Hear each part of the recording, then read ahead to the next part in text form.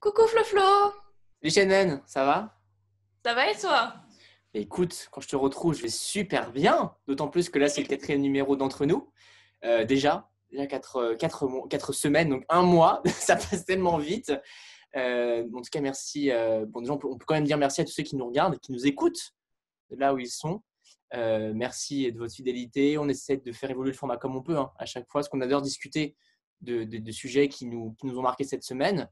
Et cette semaine, il y a encore un fait d'actualité. Bon, bien sûr, il y a tout ce qui est des confinements. Ça, on ne va pas en parler parce que on pourrait en reparler plus longuement au mois de décembre quand on sera vraiment déconfiné. Mais C'est ça. voilà, là pour le moment, ce qui est enfin, un fait d'actualité, du moins chez nous, qui m'a marqué cette semaine, c'est le télétravail. Il y a eu un accord national interprofessionnel sur le télétravail. Il faut savoir que c'est le deuxième en date. Il y avait eu un premier accord en 2005, mais il faut savoir que du coup, cette année, s'il y a bien un mot qui revient dans toutes les bouches, c'est télétravail. Et, et du coup, cette année, il y a eu une sorte de régime qui a été introduit pour encadrer le télétravail et pour protéger les droits des salariés. Donc déjà, juste, est-ce que tu veux savoir la définition du télétravail? Eh bien, pourquoi pas? Ce qu'on pourrait se dire, c'est travailler à la maison, tout Oui, simplement. mais en fait, j'ai jamais compris pourquoi c'était télé, on va dire le préfixe télé et le mot travail. Bon, travail, je comprends, mais télé, pourquoi? Peut-être Enfin, par rapport à l'écran? Peut-être par rapport à l'écran, non? oui, mais on travaille pas sur une télé. C'est ça que C'est vrai. Moi aussi, je raccorde mon ordi à la télé, hop, hop, hop, je bosse. Oh, ce serait cool parce que du coup, tu as un grand écran, ce serait pas mal. Mais ouais, Oui. bon, sinon, ce serait ordi-travail. Ce serait pas. Ouais, c'est pas aussi beau, hein. Ouais, non, non. Mais je pense qu'il y a une origine, peut-être une origine latine ou grecque à creuser. Faudrait que je me penche dessus vraiment, mais ouais, je sais pas. On vous fera une analyse, un décryptage là-dessus la semaine prochaine sur ce que veut dire télé. Bon, toujours est-il que la définition est toute forme d'organisation du travail dans laquelle un travail qui aurait également pu être exécuté dans les locaux de l'entreprise est effectué par un salarié hors de ces locaux de façon volontaire en utilisant les technologies de l'information et de la communication. C'est barbant. Mais bon, ça revient. C'est un peu long, quoi. C'est. C'est juste travailler à la maison avec ses outils. Euh, donc, l'idée, c'est qu'il y a eu un accord en 2005 et l'accord de 2020 vient un peu préciser les contours, En fait, notamment. c'est comme. Ouais, Excuse-moi, je te coupe, mais c'est un peu comme une mise à jour de cet accord de 2005. exactement. Surtout que là, ça facilite un peu le recours au télétravail et à la protection du salarié, notamment sur deux points. Dans un premier temps, ce que précise l'accord, mais ça, il faut le voir dans le détail, mais le salarié peut avoir un suivi, entre guillemets, psychologique avec l'employeur, qui en fait est un frais, enfin, ce sont des frais pour l'entreprise, et ces frais doivent être supportés par l'entreprise et pas par le salarié. Donc, il faut que le salarié puisse être écouté directement par l'employeur. Il y a également l'autre notion du double volontariat, à savoir que le télétravail doit être instauré dès lors que l'employeur et le salarié sont d'accord et dès lors qu'il y a un accord par écrit. Donc, ce n'est pas je t'impose et tu respectes. Non, il faut que le salarié soit également d'accord parce qu'on en reparlera dans quelques instants. Mais bon, le télétravail, ce n'est pas évident pour tout le monde. Et Exactement. voilà. Et surtout, l'employeur doit contrôler la durée du télétravail, à savoir fixer les heures pour lesquelles l'employeur peut contacter le salarié. Pas l'appeler à 22 heures, c'est entre par exemple 9 heures et 17 heures, mais pas avant, pas après pour le télétravail. Donc c'est ça qui a été encadré. Et tout accident du travail, ça c'est important, tout accident du travail qui a lieu à la maison est imputé à l'employeur, malgré tout. Alors, c'est un peu plus complexe que ça, mais le principe est que l'employeur sera tenu responsable si jamais il y a un accident dans le cadre de son travail. Mais alors, moi, je me pose quand même la question, quel accident peut-il y avoir en télétravail? Tu te brûles le doigt sur un clavier? Je sais pas. C'est vrai que là, tu me dis ça, je suis un peu. J'avoue, j'ai pas réfléchi. Je sais pas, ça peut être quand tu passes un appel et que tu trébuches. Euh, Je aucune sais idée. pas. Après, bon, si tu coupes un doigt en épluchant tes légumes parce que tu es au téléphone aussi avec un client, je sais pas, c'est un peu bizarre. Ah, mais écoute, il y aura toute une jurisprudence, plein de décisions qui vont être décidées dans ce sens. Ça va être intéressant de voir par la suite ce que ça va donner. Mais c'est vrai que du coup, le télétravail, comme on disait tout à l'heure, c'est pas évident pour tout le monde. Toi, Shannon, est-ce que tu devrais faire du télétravail? Bon, on le rappelle, toi, tu as un job étudiant qui consiste en du tutorat essentiellement. Tu travailles également dans les bibliothèques, ce qui impose pour toi d'être sur place. Mais imagine, tu devais faire du tutorat à distance. Tu n'en as jamais fait, je crois.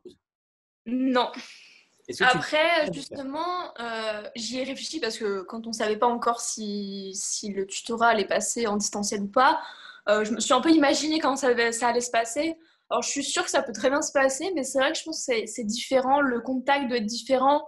Puis même, je me dis comment ça se passe, sachant que, bon, quand on est en classe, on les sépare vraiment, enfin, on sépare les élèves vraiment. Et du coup, quand on est avec un élève, on est assez loin pour ne pas trop déranger les autres. Là, quand on est au téléphone avec tous les élèves, comment ça se passe? Enfin, je sais pas. C'est vrai que je me pose un peu la question.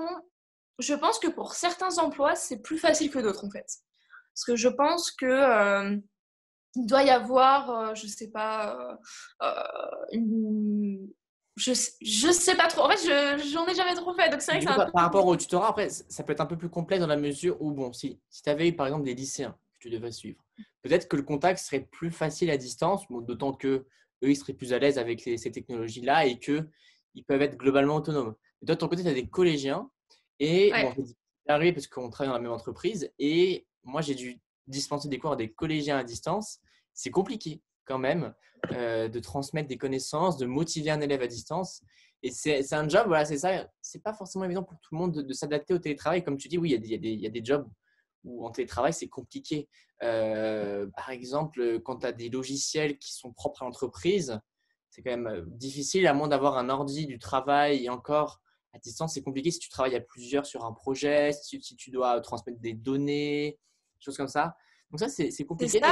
Puis, je dirais aussi même que il faut avoir une connexion internet qui soit stable, qui soit enfin ouais, qui soit performante pour quand on a des gros logiciels justement. Enfin après c'est vrai que c'est assez compliqué. En plus moi le tutorat, je reviens sur le tutorat. J'ai des collégiens certes, mais souvent des sixième, cinquième, donc vraiment des jeunes collégiens. Euh, Déjà en classe c'est un peu compliqué. Ils sont un peu dissipés, voilà.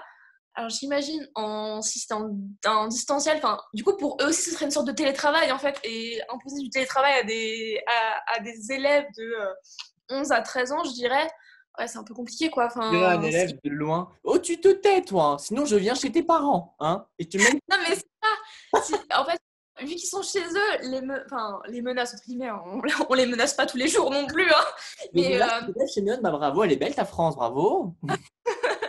non mais ce que je veux dire c'est que du coup, pour les canaliser c'est plus compliqué. Mhm.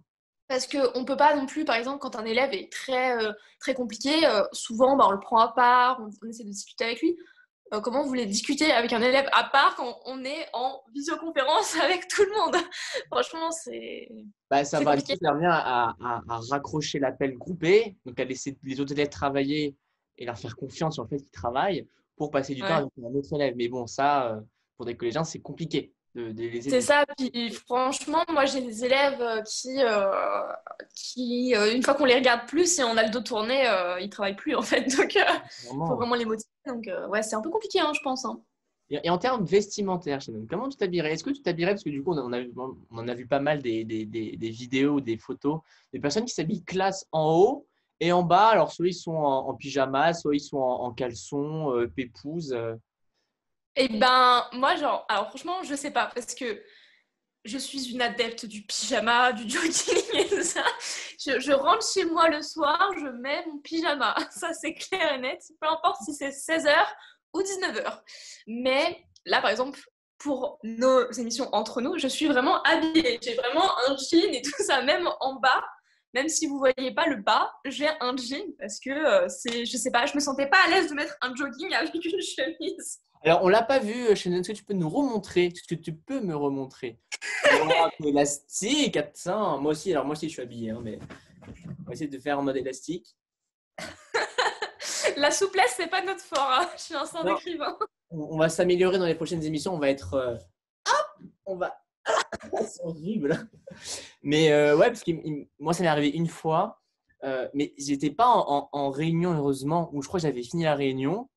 Et du coup, à la fin de la réunion, donc, j'étais pas totalement habillé parce que j'étais un peu à la bourre. Et à la fin de la réunion, heureusement, j'ai fait raccrocher parce que quand je me suis levé, j'étais en caleçon. Et ouais, donc j'étais, oh putain, je stressais parce que je dis, oh putain, imagine, ils voient ça. Donc par réflexe, j'ai fermé l'ordi. Mais en fait, la réunion était terminée. Mais comme je n'ai jamais confiance à la caméra, peut-être qu'on nous observe, qu'on nous enregistre, sans même qu'on s'en rende compte. Tu vois, c'est un réflexe. Et depuis, maintenant, je fais attention.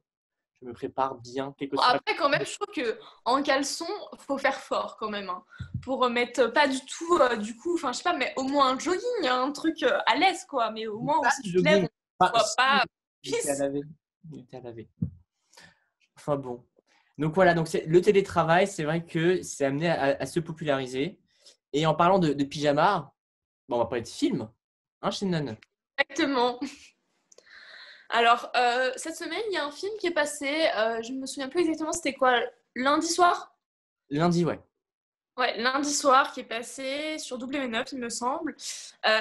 C'est le film Kick-Ass. Alors vous allez me dire, oh, bah, c'est bon, on le connaît, Kick-Ass, ça fait un moment qu'il est sorti. Oui, il est sorti en 2010, donc ça fait 10 ans il fête Bon ses 10 ans. anniversaire à Kika, c'était en avril, hein, l'anniversaire.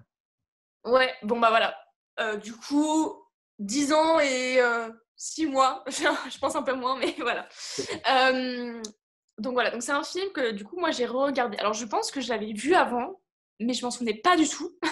Du coup je l'ai regardé, je sais pas, cette semaine et bah, moi j'ai bien aimé. J'ai bien aimé, c'était sympa à regarder.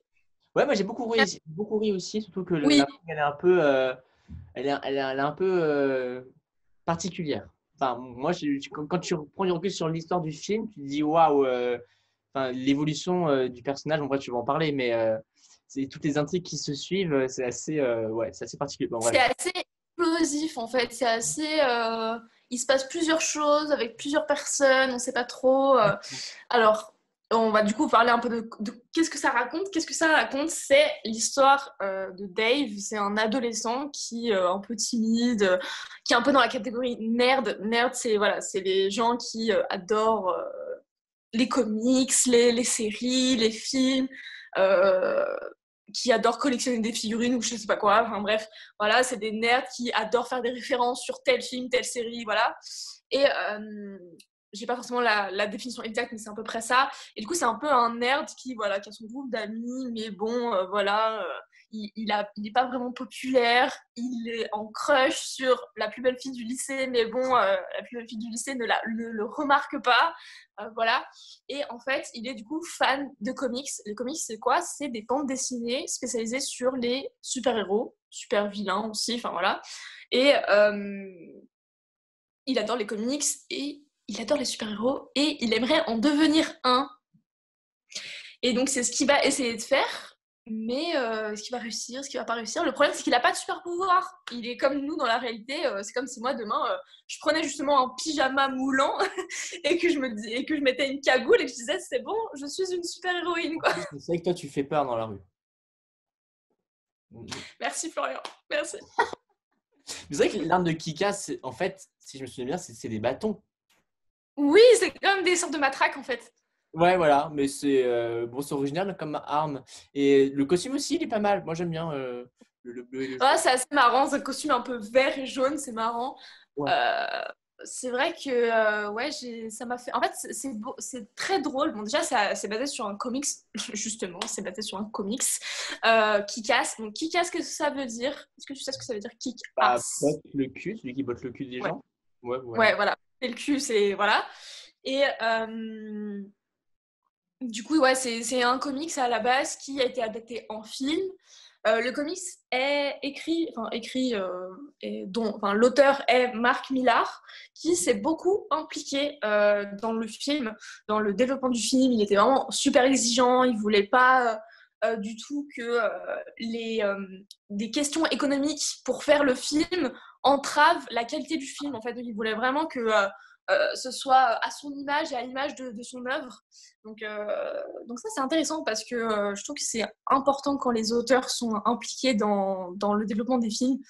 Bon, on n'est pas toujours satisfait, hein, mais c'est quand même important parce que on a vraiment le ressenti de l'auteur.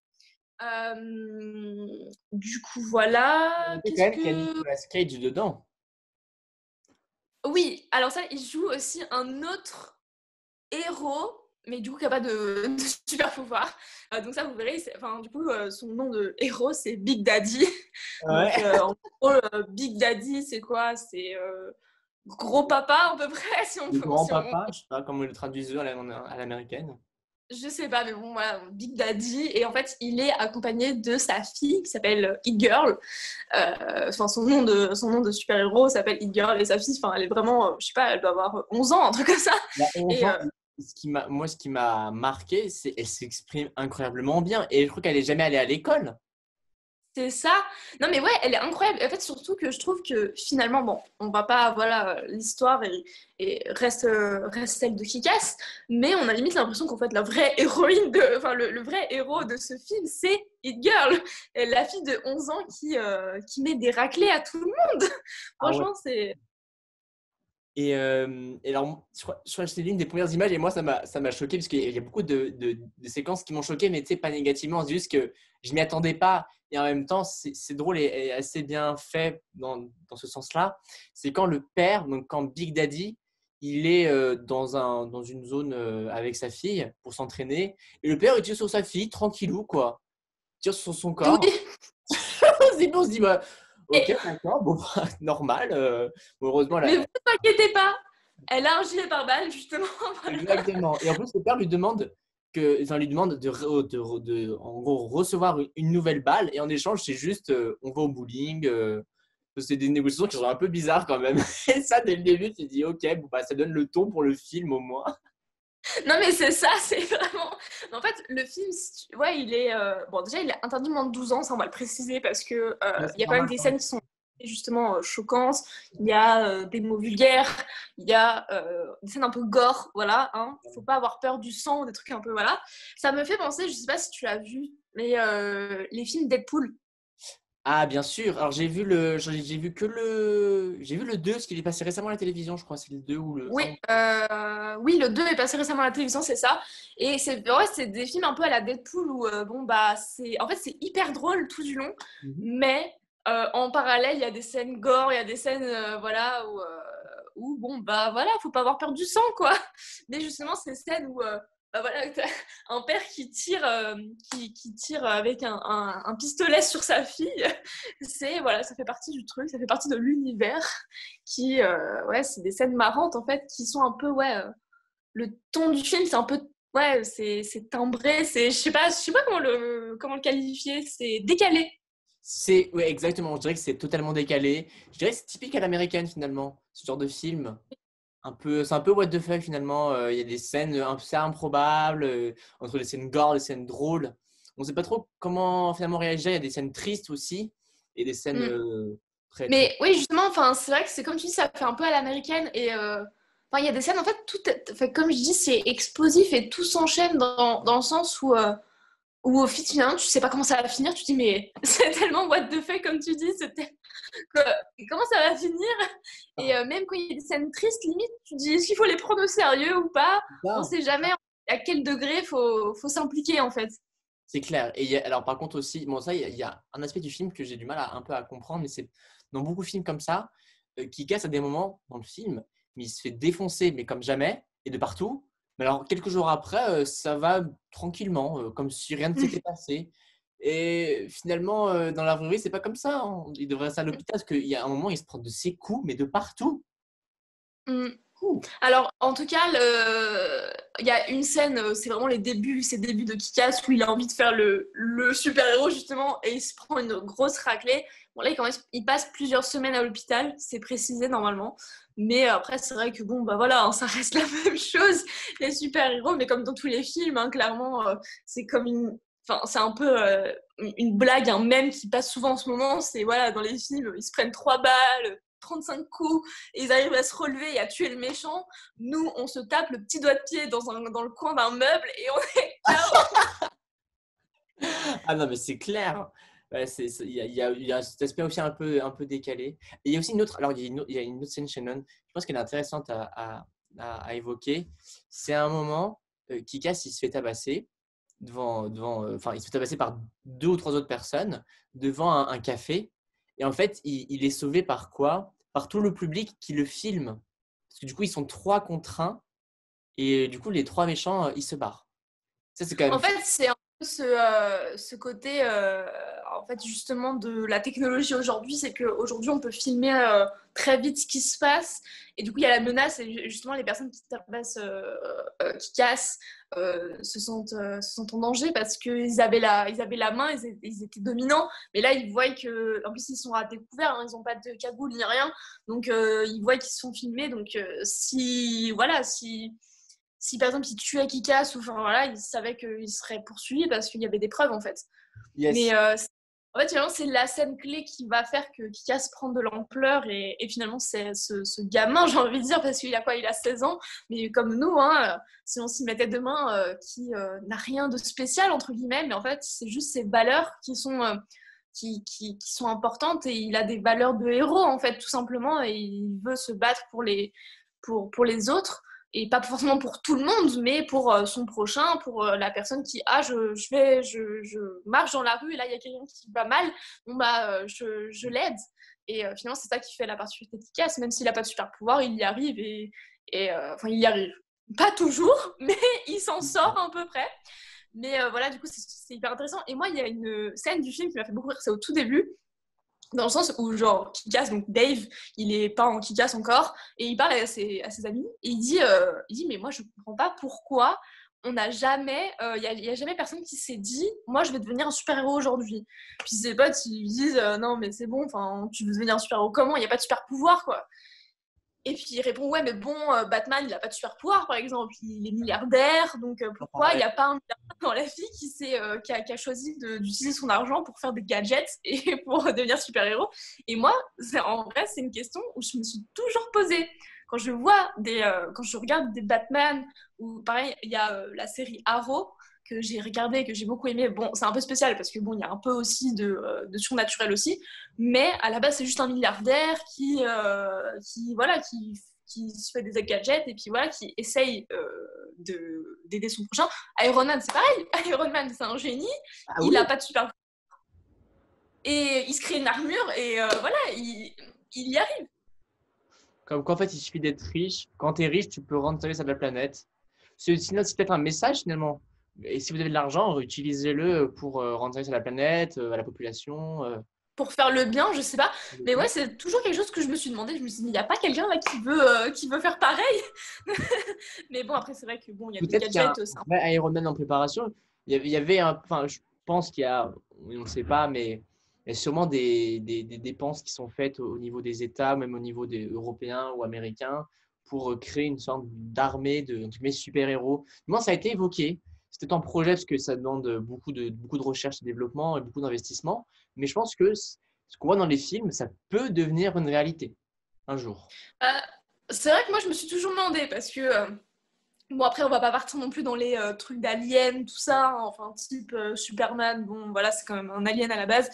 Voilà, mais après, c'est vrai il y a toujours des choses que je me suis toujours demandé. Enfin, est-ce que c'était possible? Typiquement, je reviens sur The Amazing Spider-Man. C'est un film que, avec Florian, on a adoré, on était allés voir ensemble. Et le super méchant, c'est le lézard.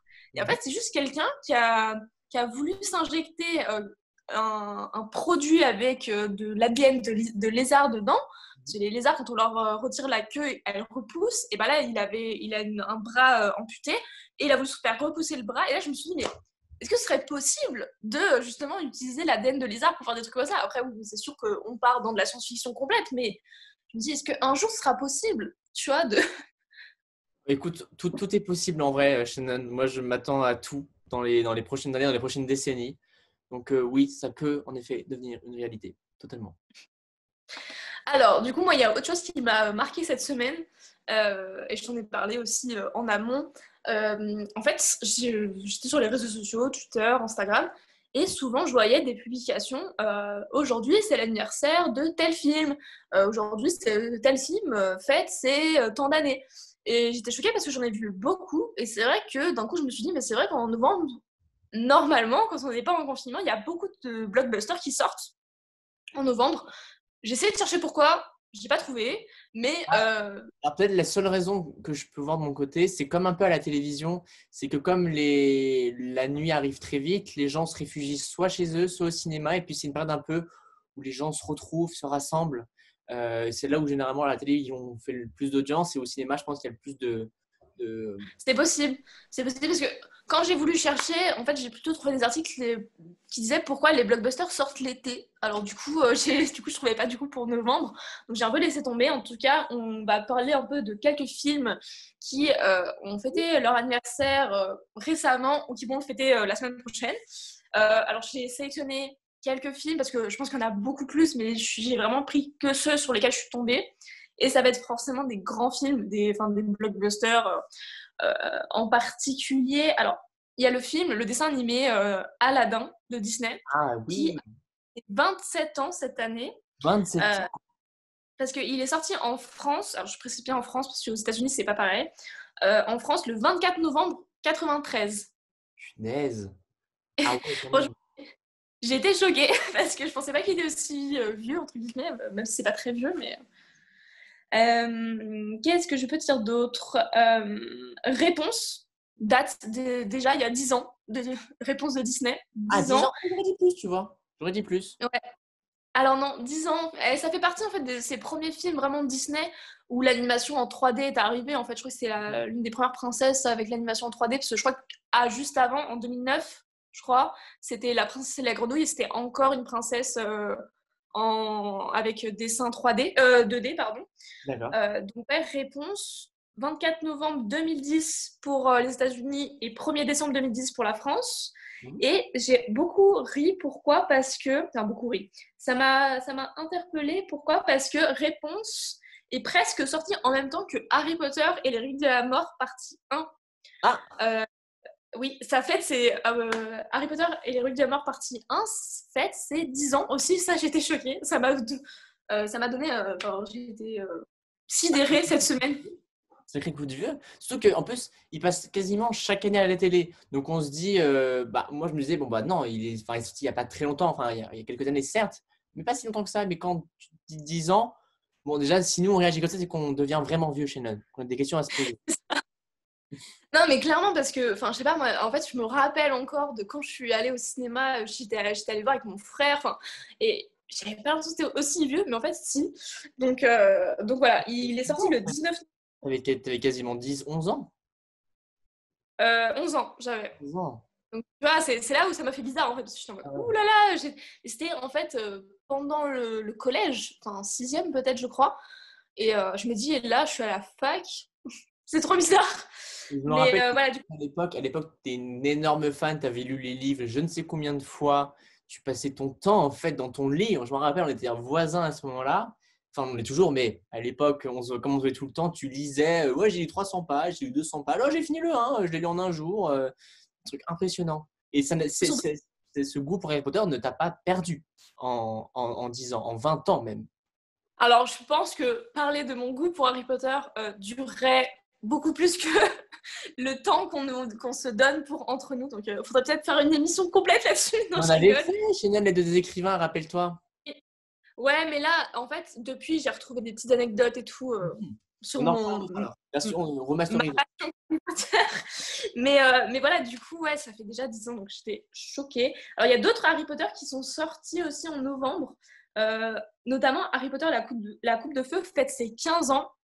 Ah, Et il est sorti le 30 novembre 2005. Et là, j'étais choquée. Pourquoi? Parce que c'est le premier Harry Potter que j'ai vu au cinéma. Harry Potter, la coupe de feu. Et j'avais 6 ans. Et là, je trouve 10 ça. ans déjà. Petit, t'es déjà aficionado, quoi. Ah non, mais clairement, je suis choquée parce que je me souviens en plus très bien, encore quand je suis allée voir au cinéma, les scènes qui m'ont fait peur. Enfin, bref, incroyable. Je vais revenir aussi sur le premier Harry Potter qui est sorti aussi en novembre.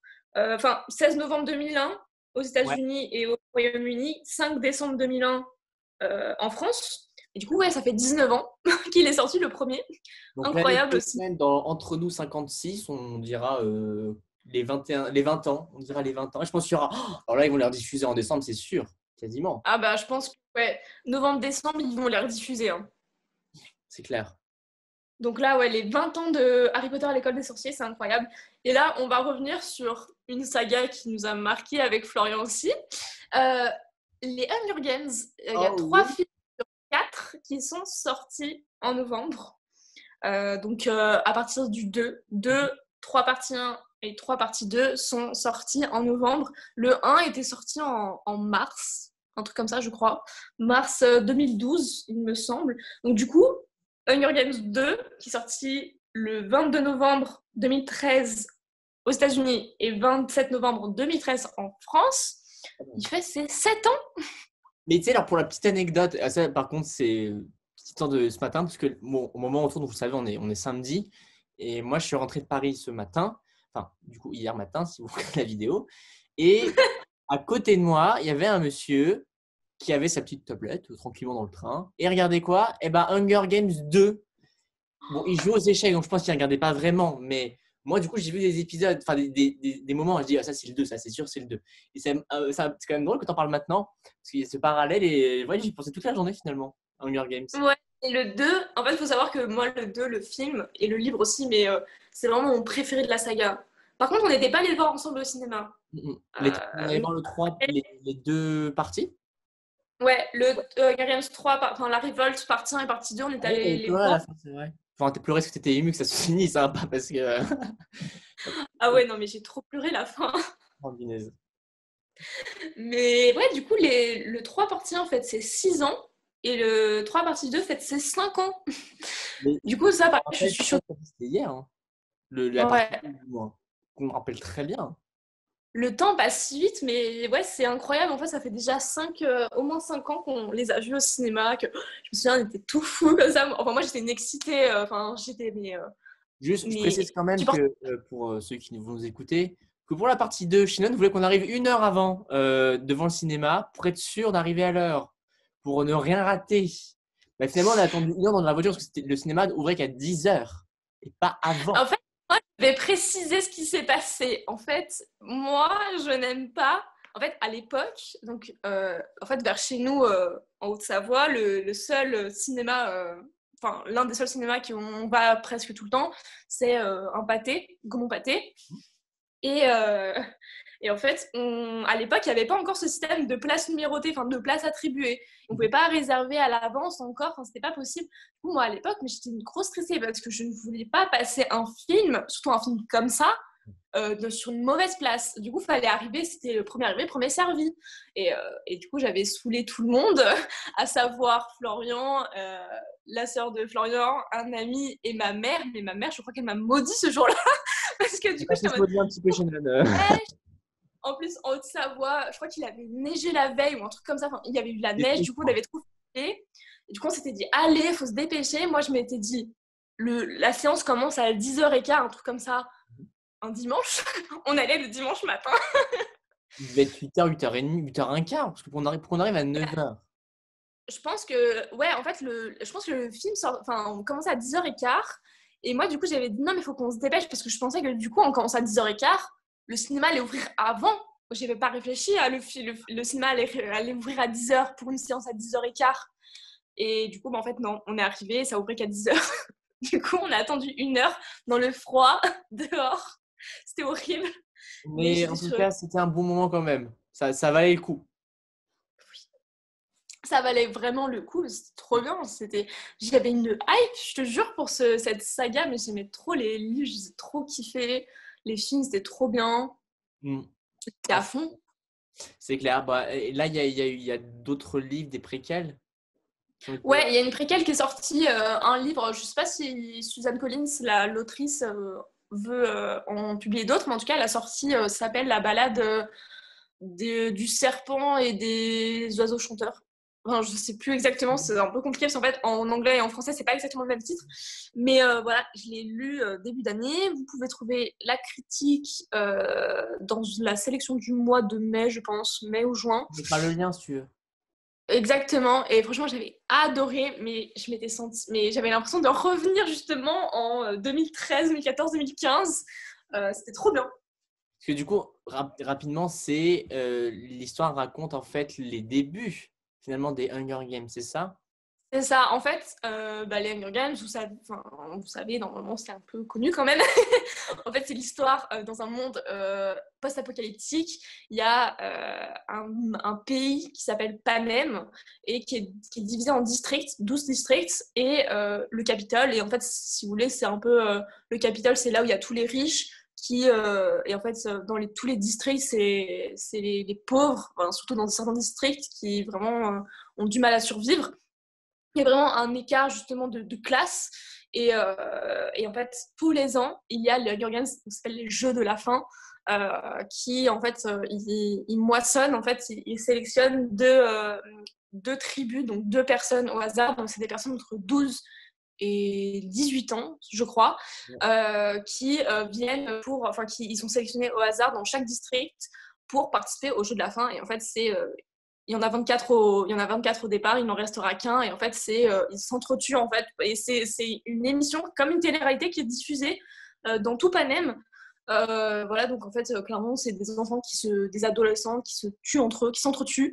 Enfin, c'est assez terrible, c'est assez... justement, moi, j'aimais beaucoup le côté mature de cette saga, enfin, de cette trilogie. Et voilà, du coup, maintenant, il y a un 4e livre. Mais voilà, et du coup, donc, les Hunger Games, c'est l'histoire de Katniss, qui est une fille du 12 qui va être sélectionnée pour les 74e Hunger Games, alors que la préquelle se passe en fait raconte en fait les débuts du futur président Snow, donc, qui s'appelle Coriolanus. Il a un nom un peu bizarre, Coriolanus, je crois qu'il s'appelle Coriolanus Snow, qui est à l'époque adolescent et qui en fait fait partie de la plus grande école du Capitole, une des plus prestigieuses, et en fait il devient mentor justement de la tribu du 12 et du district 12, et en fait il doit tout faire pour la faire gagner, sauf qu'il va se passer quelques petites choses. Je vous laisse lire ça, et de toute façon il y a un film qui va sortir prochainement. Bon, je pense qu'avec le Covid repoussé, mais oui, ça a été confirmé, il y aura un film, et ça va être la même équipe que Hunger Games 2, l'embrasement. Donc là, moi, je suis hyper contente parce que justement, c'est mon préféré, et que je trouve que l'embrasement, c'est un des films qui est le plus fidèle au livre. Je sais pas si tu te souviens un peu, Flo. Oui, en effet. Donc voilà, donc c'est vrai que là, le fait d'avoir un film avec la même équipe, je pense que ça va être génial, quoi. Bah, en tout cas, c'était un scoop, hein. Finalement, ça valait le coup d'en parler un peu plus longuement. Il y a le film qui va bientôt sortir. Et du coup, bon, là, on arrive à la fin, on n'a plus trop le temps, mais juste un petit coucou la Haute-Savoie pour terminer l'émission avec Francis Cabrel qui a fêté ses 67 ans cette semaine. Francis Cabrel qui est connu pour nous, Shannon et moi, pour La Dame de Haute-Savoie, chanson très connue. J'espère, en tout cas. Pour toi, Shannon, elle est connue quand même. Oui, moi en tout cas je la connaissais, mais en même temps on n'est pas très neutre, hein, parce que on vient de Haute-Savoie, donc... C'est clair. Et surtout que cette musique, donc, elle est sortie en 1980, donc anniversaire encore, 40 ans que cette musique existe. C'est ce qui a fait notamment la renommée du chanteur. Bon, il avait déjà été connu avec le 2e album, là c'est le 3e album, hein, dans lequel la musique est sortie. On le connaît aussi pour Je t'aime à mourir, enfin Je l'aime à mourir, pardon. Je l'aime à mourir, oui. Je t'aime à mourir, c'est bien aussi, mais bon, c'est Je l'aime à mourir, c'est mieux de savoir. Et pour la petite anecdote, on ne rentrera pas dans le détail, mais c'est juste que la Dame de Haute-Savoie, en fait, désigne une personne qui l'a rencontrée avec sa mère en Haute-Savoie. Donc, lui, en fait, il est originaire du Lot-et-Garonne, pardon, excusez-moi. Mais il a passé un séjour en Haute-Savoie et il a fait des rencontres qui l'ont marqué. Il a passé quelques jours dans un chalet en Haute-Savoie et il a voulu en faire une musique, tout simplement. Et forcément, cette musique, nous, on l'aime bien parce que ça parle de notre département qu'on aime tant, même si on n'y vit plus forcément à plein temps maintenant. Mais c'est là où on s'est connus avec Flo. Donc là, rien que ça fait que c'est très important pour nous. C'est clair. Et peut-être qu'on ferait une émission sur la Haute-Savoie. Qui sait? Peut-être, pourquoi pas. C'est cool de rendre hommage à ce beau département. Voilà, bon, on ne va pas rentrer dans le détail plus que ça. L'émission se termine déjà, Shannon. C'est passé vite. Exactement, ouais, on a beaucoup parlé. C'était hyper intéressant, encore une fois. J'espère que ça vous a plu. N'hésitez pas à vous abonner, nous poser des questions, nous faire des suggestions de sujets sur lesquels on pourrait parler la semaine prochaine ou les semaines qui suivent. En tout cas, il y a toujours des questions qui sont publiées toutes les semaines entre nous, donc l'émission à chaque fois actuelle. Donc voilà, donc n'hésitez pas à y répondre pour justement donner votre avis Et sur cette semaine, tout ce ça a qui pas se mal passe. réagi, hein. Cette semaine, ça a beaucoup Oui, réagi. Merci à vous en tout cas. merci et de nous soutenir. Et Flo, je te fais des gros bisous. Prends soin de toi, prenez soin de vous tous dans cette période un peu compliquée. Et on se dit à bientôt. Et ben, je t'embrasse aussi, Shannon. Je vous embrasse tous. Merci à vous d'avoir regardé. On se dit à dimanche prochain. Salut! Salut, Shannon!